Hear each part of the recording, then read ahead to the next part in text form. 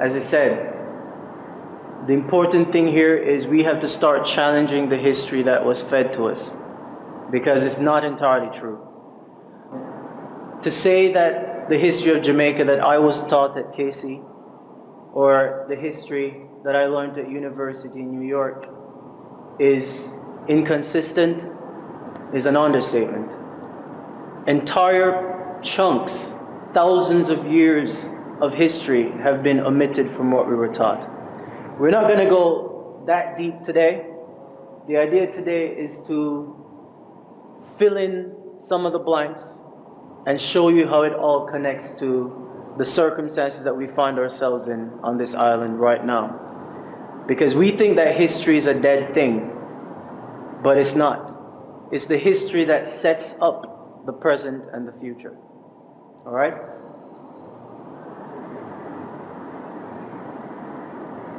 This first slide, I'm being kind of tongue-in-cheek about it, just to make you wonder what makes you Jamaican and what makes this island Jamaica. You ever wondered about that? Who told you you were Jamaican? We know it wasn't God, and if God never tell you, then it can't be true. It must be that some men made it up. Anyway, history is a weapon, and much of the history that we were fed in school is a fiction. But it was told to us in order to make us accept that England has a legitimate claim to own the island, fair and square, and that we are merely immigrants here, so we can't really challenge their ownership, can we? And second, that history is intended to make us believe that the government we have is legitimate, and that we are responsible for the debts that our government incurs. We're going to see how that's not entirely so. Now, in order to do that, we're going to have to take down some of these lies, which means that we're going to have to correct 500 years of history, from 1494 to 2014, and 520 years. 7 points we're going to cover. The first point, Christopher Columbus was not an explorer. There were no such people as Arawak Indians, certainly not here. There was no transatlantic slave trade. I know that one sounds kind of shocking. There was no slave trade. There's no such island as Jamaica. We were never given independence in 1962. We are not Jamaicans. Of course, if there's no island such as Jamaica, then there can't be people called Jamaicans, all right? And finally, the government is not ours, which explains a lot, doesn't it? They're not really working for us. All right, so first, lie. No such people as Arawak Indians. We're told that Christopher Columbus encountered a race of people he called Arawaks. But Spanish historians describe these Arawaks as docile, medium-build, copper-colored people, like the ones you see on the coat of arms, with straight black hair, and they said that they lived here for up to 10,000 years ago. Problem is, no evidence of these people has ever been found. Understand that there is no Jamaican archaeology. There is nobody out there digging up any part of this island to try to find any evidence of anything. So they found no burial grounds, no tombs, no temples, not even a bone fragment or hair follicle so we can test some DNA. None of this, even though they say that these people lived here for 10,000 years. How do you live anywhere for 10,000 years and not leave an archaeological record of yourself? That's because those Arawak Indians never existed here. In fact, the only people that we can prove existed here in this region are the so-called Caribs. And guess what? The Caribs are not medium-build, copper-colored people, they are black. If anyone's ever been to Trinidad, or St. Vincent, or St. Lucia, or St. Kitts, where these Caribs supposedly were, you'll see that the people that call themselves Caribs are black. They do have, some of them, curly hair, straight hair, but we know that that exists inside the black gene pool anyway. All right? There were no Arawak Indians in this entire region. Research by pioneering black historians and anthropologists revealed that the people Columbus actually encountered here in 1494 were likely the same as he encountered in America, which he wrote about in his journals. They were black-skinned, nappy-haired Nubians. Okay? There's another explorer named Giovanni de Verrazzano, who came to America about 20 years after Columbus, 1514, and he wrote in his journals that the people he encountered were Ethiopian. He said nothing about copper-colored people. And if those people had existed in the Americas for thousands of years, it's a fair expectation that they lived on these islands as well. They lived everywhere. And we're going to see that they left evidence everywhere. So, point I'm making is, most of our ancestors were already here. Alright? And they had been here for tens of thousands of years, as I'm going to prove. Historians have discovered what they were called. They were called the Amaru. Amaru, this is where the term America comes from. It doesn't come from Amerigo Vespucci. It came from the Amaru, because they knew who was here originally. And another name for them is the Olmec sheep. Well, guess what? Mec, sheep, co, Mexico. That's where the term Mexico comes from. So if you talk about Americans or Mexicans, you're talking about our ancestors. And they inhabited the entire region, as I showed you, North, Central, and South America, and the Caribbean. They are the real Amerindians that I was taught in high school, and they were black people. You don't know them because Europeans gave them other names. Just like they made up the name Arawak from the Arawak, they made up all these other names to keep you from realizing that everything in the Americas is you. Every artifact they find is you. Every monument they find, you built. But instead they tell you it's Maya, and Inca, and Aztec, and Toltec, and Taino, and Carib, and Arawak. These are all names they made up. Understand that. Alright.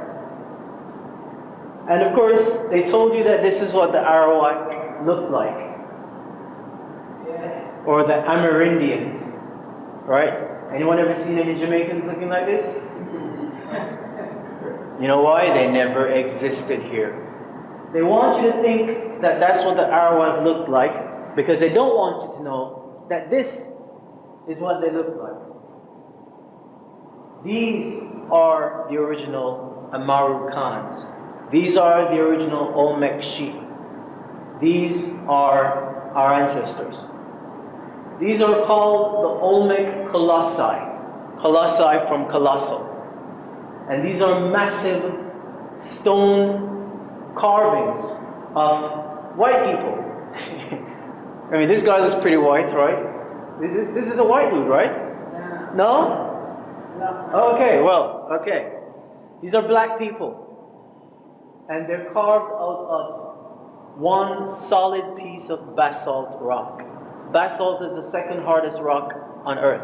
First hardest is granite, which is what the pyramids are made out of. And they've dated these heads, and they estimate that they're somewhere between 16,000 to 20,000 years old. Stop and think about that, beloveds.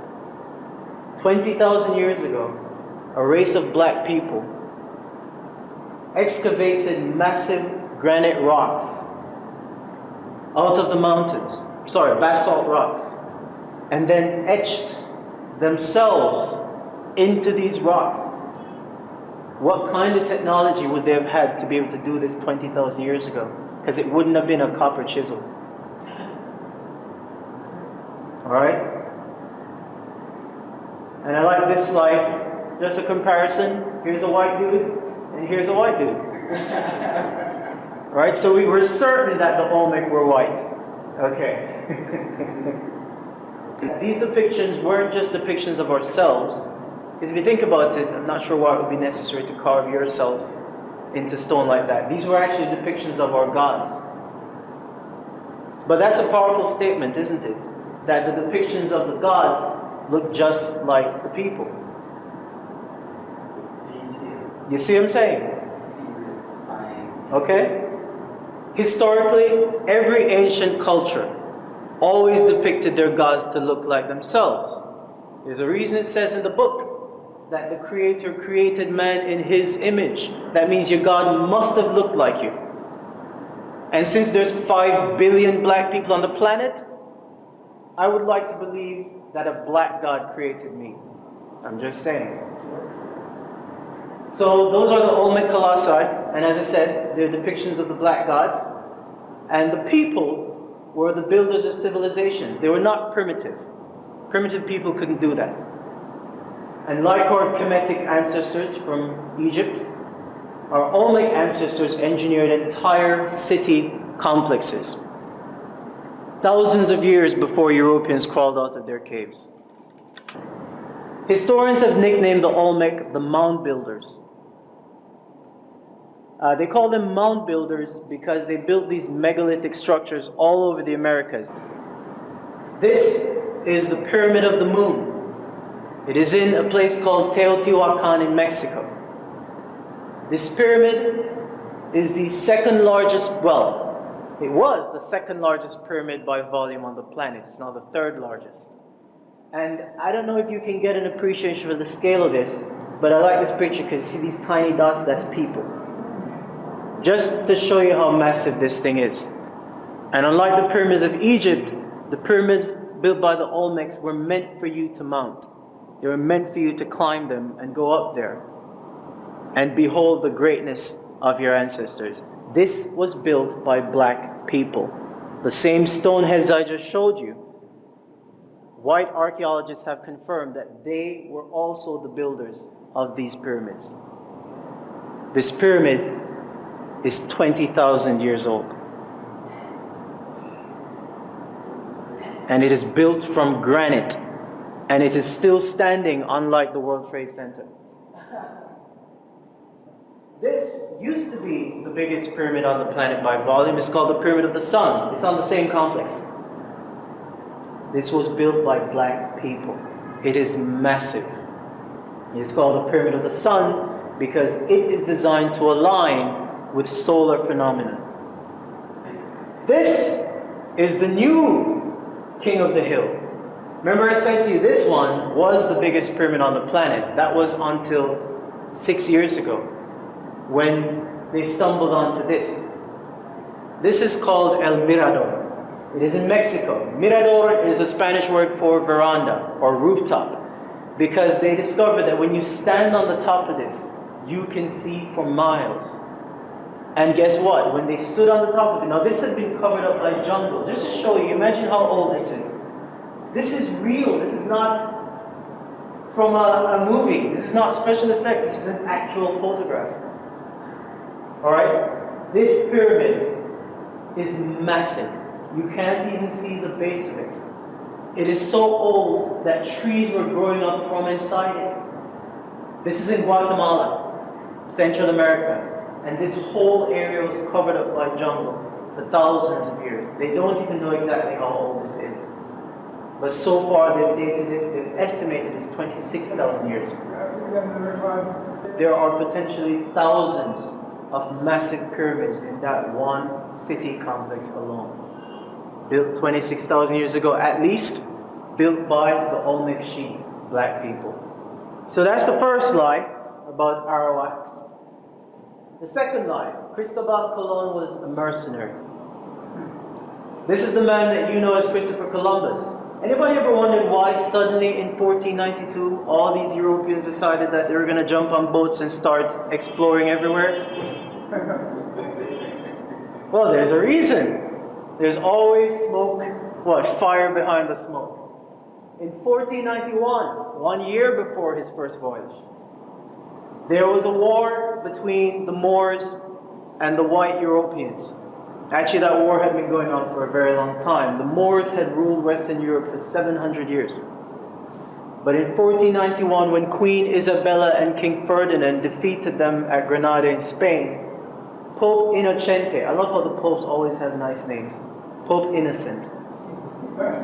Pope Innocent the Eighth legalized the enslavement of black people all over the world and the theft of their lands and their wealth by white Europeans. This happened in 1491, and then in 1492 the voyages all started, right? You had Portugal, Spain, the Dutch, France, and Britain. Everybody just started exploring the so-called New World. How can it be the New World, by the way, if it's older than your world? I mean, I just showed you a 26,000-year-old pyramid in the New World. Anyway, Columbus's first voyage was a military reconnaissance mission. Everybody understand what that is? When you want to wage a war with an enemy that you're not familiar with, you send somebody to scope them out. See how fortified their nations are, see what kind of weaponry they have. And we know this for a fact because he only took 3 ships. Everybody knows the name of those 3 ships, right? Nina, Pinta, Santa Maria. And he only took about 80 crewmen. But when he came back in 1496, 17 warships and 1,300 soldiers. And those ships were carrying cannons, those ships were carrying armory, but he was just an explorer. Columbus and his crew sailed from island to island, wiping out the natives who fought back and enslaving the survivors. This mass murder was justified as converting savages to Christianity in order to bring them under the dominion of Rome. It's called forced denationalization. Denationalization is when somebody takes away your indigenous rights. And dispossession is when someone takes away your birthright property. That was what this whole voyage was about. Because that was the only way they could claim the land. They had to wipe out and disinherit the rightful owners. That is why they made up the story of Arawak. They don't want to admit that they came here, saw black people, and tried to eradicate all of them and then enslave the rest of them. And that their ownership of our island was illegal from day one.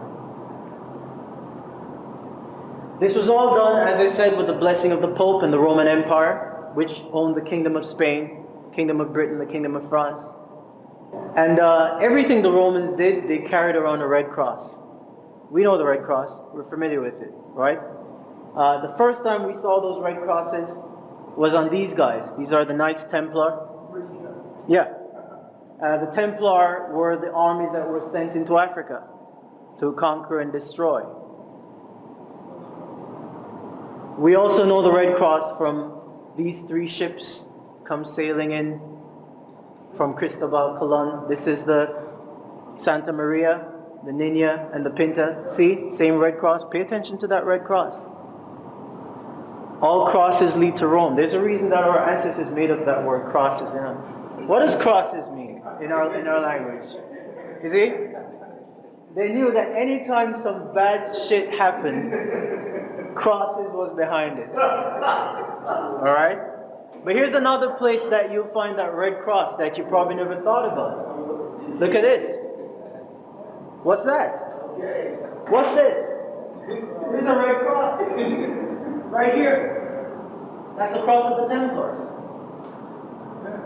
This is a seal of ownership. And you know how we know it's the cross of the Templars? Because what's this?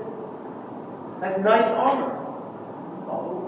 On our coat of arms. Alright? And then of course we have the fake arrow, the medium brown, docile, long-haired people. And out of many one people. Do you guys know that the last census, which was done in 2011, confirmed that this island's population is 98% Unions? Out of which many? Which many people? There's only one people on this island. But here you are, the Red Cross. Crosses, that's who owns the island. And of course, all crosses lead to Rome and this pedophile. This is the last Pope, Pope Benedict. I call him Pope Maledict because this is, I'm going to keep the language clean because we're recording. And again, by the way, let me just say, I mean, I know that the Christians in the room know that your religion and this man are not the same thing, okay? All right. All crosses lead to Rome. All right, point number 3. Was it a slave trade or was it a transatlantic war? The story of a massive 300-year slave trading operation that brought 12 million Africans to the Americas, that's North, Central, and South, is a cover story for the European crusade against our black ancestral civilizations. As I just said, the Pope authorized it in 1491, and suddenly they were out there discovering places full of people. Places that weren't lost were being found. The slave trade was part of a centuries-long race war. Now this is powerful stuff. This is powerful stuff. And let me not get ahead of myself. In this war, Arabs, pale Arabs, who had been in conflict with the black Islamic empires of Africa since 1189, allied themselves with the white Europeans and black Christian converts in 1491 to wage a war that would destroy every black civilization on the planet. Again, a lot of stuff I'm going to touch on. I'm not going to go too deep in it because it's just outside of the scope of this. This transatlantic war combined military invasion and genocide with biological, psychological, social, legal, and financial tactics to achieve total domination over indigenous Nubian peoples. The defeated Nubians were captured as prisoners of war. Again, we go back to the Europeans and their wordplay. The people you are calling slaves are prisoners of war. They're prisoners of war. And what you're calling a slave trade was a war. It was a race war. This strategy was done in order to dismantle families, tribes, and nations. You break them up, that's divide and conquer. To destroy languages, cultures, and lineages. And to dictate a new name, a new identity, and a new story for our people. In other words, to replace our greatness with weakness. To tell us that we didn't accomplish or build anything. We started out as slaves. So how were we made slaves? It was a process, it was a strategy. First, armed mercenaries invade your island and overpower your warriors. Check. Then they established seaports like Port Antonio and Port Royal and Old Harbor and Kingston and Port Morant and Runaway Bay. These are ports from which to coordinate their massacre of the native populations. Step 3, you then enslave the surviving population. Obviously, if you show up here and let's say he wiped out 1 million Nubians on Jamaica in 1494. What do you think the other million are going to do? I mean, that's what you call literally putting the fear of God into people. So we walked into slavery, some of us. Some of us fought back, and we know who those people were. Step 4, you then prevent them from teaching one another. We take so many things for granted, but understand that 150 years ago, it was illegal for black people on Jamaica to learn to read and write. It was against the law to teach a Negro to read or write. Do not take it for granted, beloveds. Use your intelligence.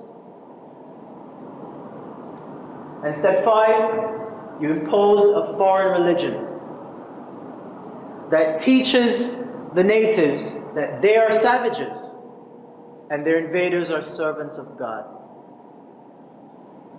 Now, I just want to say ahead of time, I'm not attacking anybody's religion. Because frankly, from my perspective, the blackness comes first. I really don't care what you call yourself. I call myself Buddhist.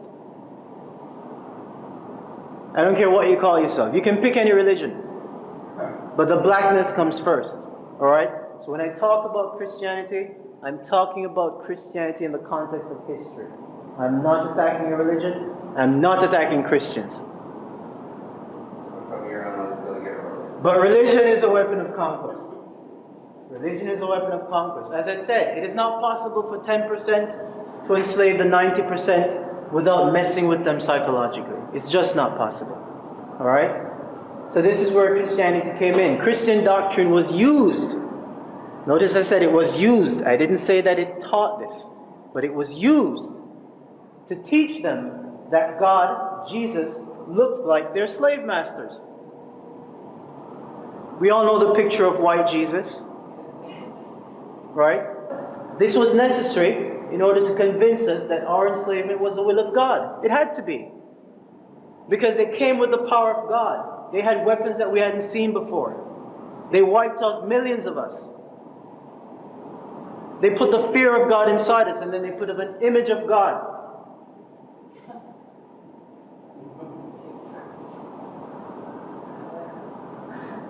And we feared that image. Because every time we saw him, the slave master. Every time. Every time. That's why we were obedient. And it wasn't just that. But I want to show you that this is what makes this possible. You see that? This is from an island in the Pacific called Tuvalu. It's one of the last colonies that Britain conquered in 1968. Ain't that some shit? Right after we got independence, they were still going out there conquering more black people. They gave these people independence in November 1978, the year and month I was born. But of course, you know their independence doesn't mean anything because this was taken in 2012. Do these guys look independent to you? Do they look like they want to be carrying around this white dude as their king? And make no mistake, we do the same thing on this island. We just don't put him up on the pedestal. And finally, the Bible, conveniently, is full of scriptures that made you accept all of this domination. And I want to begin by reading to you one particularly pernicious section of scripture. Now again, let me just make it clear. This is not the word of God. This is not the word of God. This is the word of men, written into the book that you are told is the word of God. You follow me? God didn't say this. God didn't sanction any of this. God couldn't possibly have done that because God had to have been black. But I want you to read this because you need to understand the psychology. 1 Peter chapter 2, verse 18 to 20. Slaves, in reverent fear of God, submit yourselves to your masters. Not only to those who are good and considerate, but also to those who are harsh. What? What? For it is commendable if someone bears up, that means endures, bears up under the pain of unjust suffering because they are conscious of God. It is commendable for you to endure enslavement because you honor God when you do so. Alright? Now this part I love. But how is it to your credit if you receive a beating for doing wrong and endure it? In other words, if you disobey your master and you get beaten, it's not commendable. There's no honor in that. Don't disobey your master. Don't try to free yourself. Don't run away. Don't set some slaves free. It's not commendable. But if you suffer for doing good, meaning doing what the master tells you, and you endure it, this is commendable before God. This is the depth of the psychological programming that was done to our ancestors right here on this island. This is not the word of the Creator. This was put into the book to ensure that an agenda was followed. So, have you ever wondered how these churches got started on this island? Starting in the mid-1700s, the plantation masters opened up the religion to the slaves, but they did it a very specific way. First of all, they made sure that one slave was taught how to read and write. This would have been the only literate black man in the room. And he would have been a house slave. But here's where this gets deep. The white master is sitting in the midst of the congregation. He's overlooking his slaves. But he's there to make sure that this guy teaches them what he's supposed to teach them. Right? This guy was called the overseer. Anybody here goes to a church of God? Pentecostal church? This is where your overseer came from. The overseers are not black, but this is where they came from. Again, this is not to attack your religion, it's just to show you that religion was used as a weapon, just like the bullets and the bombs, in order to conquer us. Now this one is going to be shocking. You are bonded property.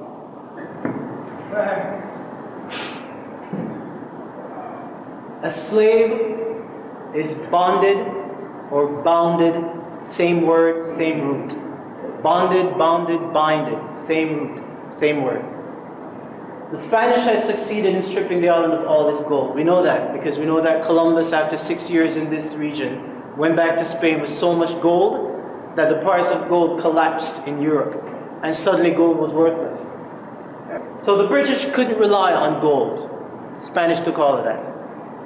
This island had two things that were more valuable than the gold. This island had agriculture, and it had black people. And so the British figured out a system in which they could use both of those resources to their advantage. This is the beginning of what you know as stocks and bonds. What was the stock? Your ancestors. Livestock, cattle, chattel. You've heard the term chattel slavery, chattel as property. This is where it comes from. It literally comes from cattle, from livestock. That's why they used to literally brand the slaves with a hot iron, just like they did their cows. So that was a stock. The bond was the certificate of ownership. So I, Ramian Reynolds, would be a stock. And the piece of paper that says that Mr. Reynolds owns me would be my bond. Alright?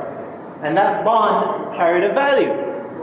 A field slave, or I should say a warrior slave, was worth more than a field slave, was worth more than a house slave, was worth more than a female slave, and so on. So the bonds varied in value, alright?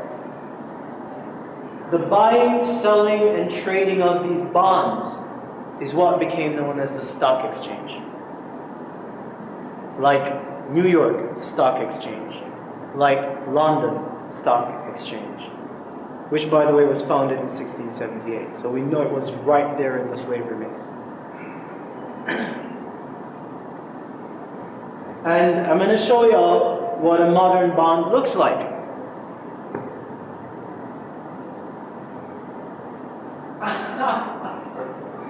Who knows what this is? This pretty decoration around the side, that's what makes it legal bonded paper. It's a certificate. It says right up here. It's a certificate. It's a bond. It's a bond. This is a bond. Remember I said, I'm the stock. This is my bond. And my bond carries a value. Depending on the stock. Depending on the quality of my stock. This is what is the basis of the stock exchange. This is what built the economy of England. Now let's zoom in on this because I want to show you some details on this. I can't just drop this bomb and move on.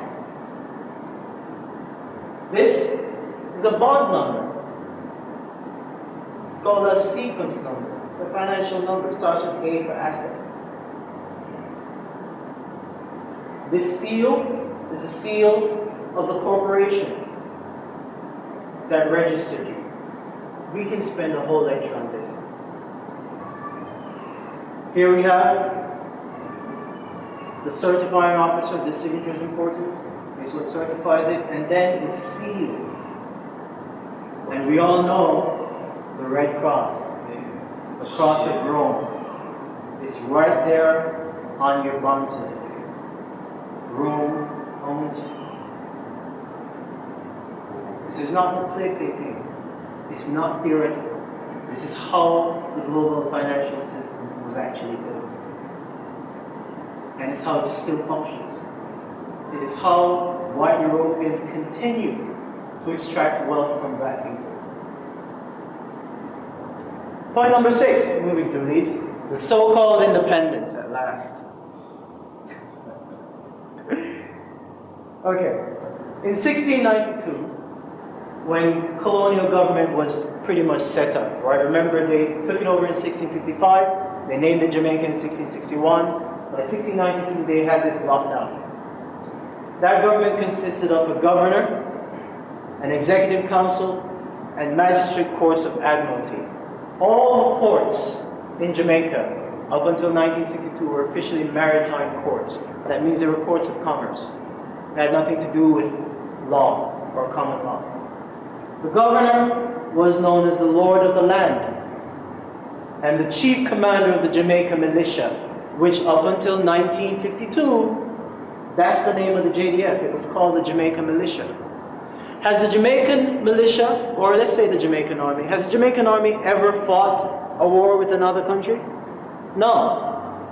You know who the Jamaican army has fought with? Us. Us. The only people these soldiers have ever killed is Jamaicans. Just like they did in Tivoli. We might have to edit that off the video here, but I'm just letting you all know. That is what they were there for. The Jamaican army is not there to defend us. Who are they going to defend us from? Trinidad? We know they can't fight America, and that won't happen anyway. They are there to maintain the power of the Governor General by violence and force. By 1962, as the black population became a supermajority, and I love that word because what it means is that we went from outnumbering them to outnumbering them so massively that they knew that they couldn't possibly continue with the system that they had. They had to make some changes. In order to appease the black citizens, the British Crown decided to hand over some responsibility to a desegregated local parliament. Remember, before 1962, the parliament was pretty much white. White people ran this island outright. They always have. In 1962, they allowed some niggas to enter into Gordon House. Or I should say some more. I mean, Hugh Sherrill was there, but he was like a token Negro. Not to offend anyone, alright? But this is all the independence did. The British flag, which has flown over Jamaica for the past 3 centuries, is about to be replaced by the Jamaica national flag, heralding the birth of the new nation.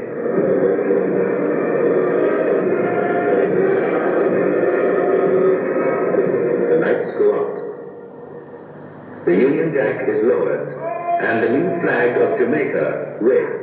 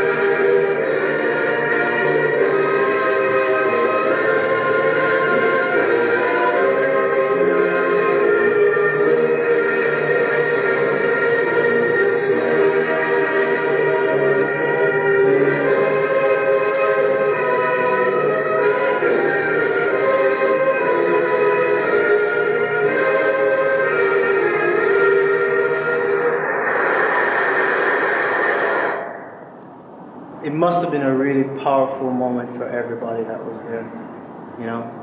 I know my grandparents were full of pride, but we didn't know what they were selling us. All they did was literally give us a flag and an anthem. I promise you that's all that changed. It was a lie. Here's what the Act of Independence did not do. And by the way, I've read that act.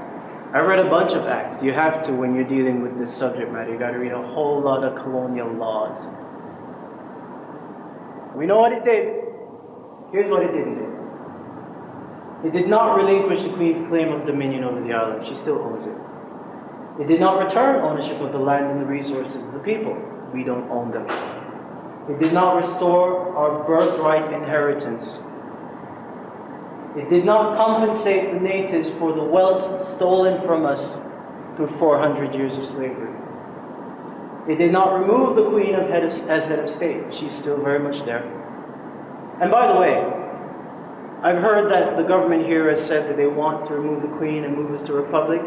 They don't have the authority. They do not have the authority. That's something that they tell you in an election to get you worked up because they know that Jamaicans are full of national pride. But they don't have the authority. They work for her. How your employees are going to take away your ownership? How can your employees take away your power? It did not rescind the Governor General as Lord of the land. He still is, we know that. And he's still the Commander-in-Chief of the military. That's why, again, we might have to edit this, but that's why when Bruce Golding wanted them to go into Tivoli and kill some Jamaicans, he had to get the Governor General to declare a state of emergency and send in the army. Prime Minister doesn't control the army. The army is still the militia and is there for the Governor General to enforce the power of the Queen through violence. I'm not saying this to be controversial. I'm saying this as a matter of fact, and more important, I'm saying this as a matter of law. It did not revoke the birth certificate bonds on the citizenry. We're still bonded. I showed you that. And it did not resolve the debts that have been accrued upon the people. This so-called independent nation started out flat broke. And not only were we broke, but we started out in debt. So the government of Jamaica and the Bank of Jamaica, which are both foreign-owned entities, meaning they're owned by the Queen, we don't own them. I've read the Bank of Jamaica Act of 1960. We do not own the Bank of Jamaica. All right? There is a reason that you can go to the University of the West Indies and never be required to read any of this stuff. There's a reason you can do 4 degrees and never learn that the birth certificate is a bond. Because if they taught you how your system of law was actually designed to work, you probably would not submit to it. So the GOJ and the BOJ began to borrow large sums of money from predatory multinational lenders.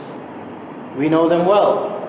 The International Monetary Fund, the World Bank, the Inter-American Development Bank, and the USAID. Those loans carried high interest rates and harsh penalties called structural adjustment policies.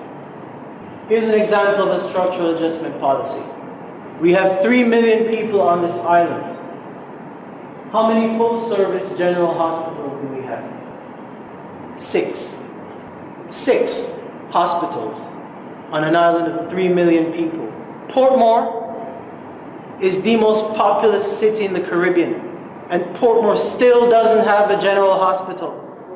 The reason Portmore doesn't have a hospital is because of something called structural adjustment policies. When the IMF lends you money, they tell you what you can spend it on. And they told us explicitly, you can't build no new schools.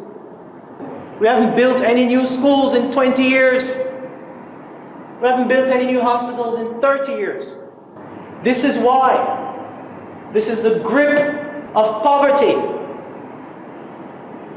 The other thing that these structural adjustment clauses have caused is the sellout of all our resources. That's why we don't own the bauxite. We don't own the tourism industry. We don't own the telecommunications company. We don't own the power company. We don't own the water company. We sold out all the farmland. We sold out the airports. We don't own them. So 52 years later, as we were waving flags this August, those SAPs are essentially running the economy. They dictate everything from the value of the dollar to the rate of income tax to whether a school stays open or your road gets fixed. Today, half of every dollar of tax you pay goes towards servicing the debt. And the other half, by the way, goes to royalties and the bondholders. Your taxes do not finance your country at all. At least your income tax doesn't, not the dollar of it. The end result, of course, is a bankrupt economy. There is a group, a think tank in Washington, D.C. called the Center for Responsible Economic Policy. They published a report last year. In that report, they declared that Jamaica is the single most indebted nation on the planet. That means out of all the 198 countries on earth, we're the only ones who owe so much money relative to the size of our economy. Our debt exceeds our GDP. We cannot possibly repay it. We're not meant to. And basically, we now have an entire population working to service that debt. We are now debt slaves. We have gone from being bound slaves to being bonded slaves to being debt slaves. That's why the subtitle on the flyer you got said, how we were made slaves and why we're still not free. We're still enslaved.